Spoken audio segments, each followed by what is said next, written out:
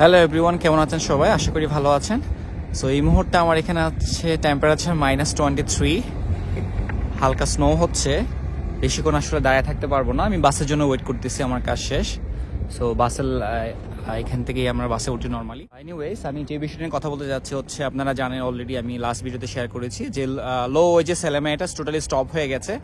এখন যারা work permit আসতে চান তারা কানাডাতে কীভাবে আসবেন, সো এই বিষয়টা নিয়ে একটু কথা বলবো, কিছু সাজেশন দেওয়ার ট্রাই করবো। হচ্ছে লো ওয়েজেস এলএমআইটা বন্ধ হয়েছে কোথায়, সেটা হচ্ছে এই যে এইগুলো হচ্ছে মিউনিসিপ্যাল এরিয়াতে, অর্থাৎ মেট্রোপলিটন এরিয়াতে, যেগুলো বিগ বিগ সিটি আছে, যে এরিয়াগুলোতে আপনার এমপ্লয়মেন্ট রেট হচ্ছে 7%-এর বেশি আছে, সেই এরিয়াগুলোতে চাইলে কোনো এমপ্লয়ার তারা হচ্ছে লো ওয়েজেস এলএমআই দিয়ে কাউকে হায়ার করতে পারবে না, even inside Canada or outside international worker. এখন সে ওয়ার্ক পারমিটে আসতে চাচ্ছে, তারা কি আসতে পারবে না? অবশ্যই পারবে।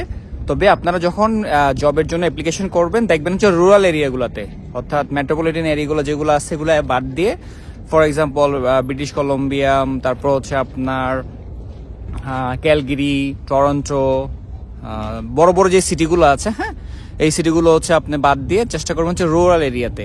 সো প্রত্যেকটা জব ব্যাংকে ইয়াতে লেখা থাকে, যদি রুরাল হয়, রুরাল এরিয়াগুলো লেখা থাকে, উল্লেখ করা থাকে, তো ওইগুলো সিলেক্ট করবেন। সিলেক্ট করে হচ্ছে ঠিক যেভাবে হচ্ছে জব ব্যাংকের মধ্যে গিয়ে অ্যাপ্লাই করতে, ঠিক সেভাবে অ্যাপ্লাই করবেন। যদি কীভাবে জব ব্যাংকে অ্যাপ্লাই করতে হয় না জানেন, আমি আমার এই ভিডিও লিঙ্কে কমেন্টস শেয়ার করে দিব কীভাবে হচ্ছে জব ব্যাংক থেকে ওয়ার্ক পারমিটের জন্য অ্যাপ্লাই করবেন।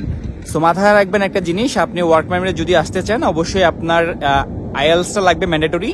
আর এখানে আসার পরে যখন আপনার পিআরের জন্য অ্যাপ্লিকেশন করবে, তখন আপনার ইসিও লাগবে। সো ব্যাটার হচ্ছে বাংলাদেশ থেকেই আইএলস এবং ইসিও দুইটাই প্রিপারেশন নিয়ে তারপর হচ্ছে একসাথে ট্রাই করেন।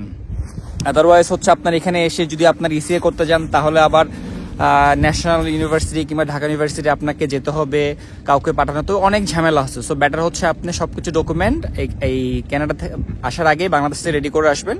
কারণ হচ্ছে আপনার ইসিএ মেয়াদ থাকে হচ্ছে আপনার 5 ইয়ার্স। 5 ইয়ার্সটা আপনার মধ্যে পিআর হয়ে যাবেন ইনশাল্লাহ, যেখানেই থাকেন না কানাডাতে। সো আশা করি আমার ভিডিওটি ভালো লাগবে। অবশ্যই যদি কীভাবে জব অ্যাপ্লিকেশন করবেন বা কোনো প্রবলেম থাকে আমাকে কমেন্টসে করে জানাতে পারেন। সবাই ভালো থাকবেন, আর ভিডিওটি অবশ্যই শেয়ার করে দিবেন, আর আমার চ্যানেলটি সাবস্ক্রাইব করে আমার সাথে থাকবেন। সবাই ভালো থাকবেন, আসসালামু আলাইকুম।